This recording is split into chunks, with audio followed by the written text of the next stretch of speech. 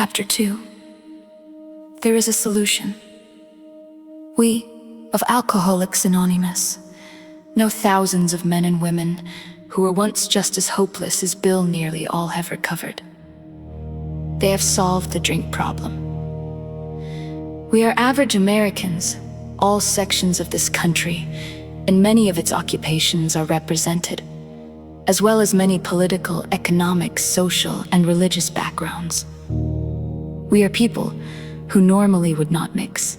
But there exists among us a fellowship, a friendliness, and an understanding which is indescribably wonderful. We are like the passengers of a great liner, the moment after rescue from shipwreck, when camaraderie, joyousness, and democracy pervade the vessel from steerage to captain's table.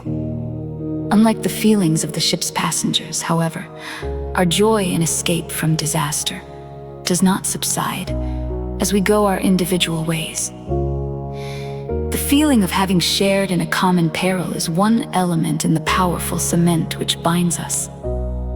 But that in itself would never have held us together, as we are now joined. The tremendous fact for every one of us is that we have discovered a common solution.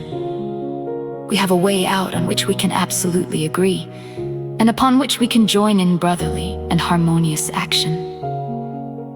This is the great news this book carries to those who suffer from alcoholism.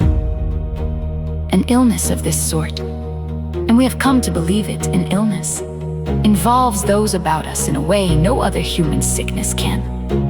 If a person has cancer, all are sorry for him, and no one is angry or hurt. But not so with the alcoholic illness, for with it, there goes annihilation of all the things worthwhile in life. It engulfs all whose lives touch the sufferers. It brings misunderstanding, fierce resentment, financial insecurity, disgusted friends and employers, warped lives of blameless children, sad wives and parents. Anyone can increase the list. We hope this volume will inform and comfort those who are or who may be affected. There are many highly competent psychiatrists who have dealt with us have found it sometimes impossible to persuade an alcoholic to discuss his situation without reserve. Strangely enough, wives, parents, and intimate friends usually find us even more unapproachable than do the psychiatrist and the doctor. But the ex-problem drinker who has found this solution, who is properly armed with facts about himself, can generally win the entire confidence of another alcoholic in a few hours. Until such an understanding is reached, little or nothing can be accomplished.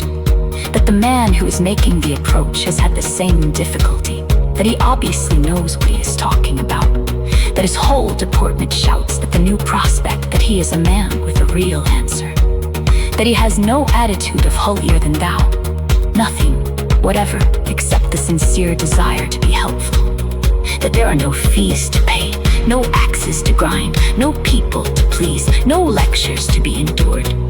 These are the conditions we have found most effective. After such an approach, many take up their beds and walk again. None of us makes a sole vocation of this work, nor do we think its effectiveness would be increased if we did. We feel that elimination of our drinking is but a beginning.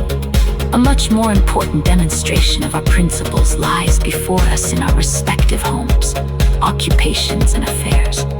All of us spend much of our spare time in this sort of effort, which we are going to describe. A few are fortunate enough to be so situated that they can give nearly all their time to the work. If we keep on the way we are going, there is little doubt that much good will result. But the surface of the problem would hardly be scratched. Those of us who live in large cities are overcome by the reflection that close by hundreds are dropping into oblivion every day. Many could recover if they had the opportunity we have enjoyed. How then shall we present that which has been so freely given us? We have concluded to publish an anonymous volume setting forth the problem as we see it. We shall bring to the task our combined experience and knowledge. This should suggest a useful program for anyone concerned with a drinking problem.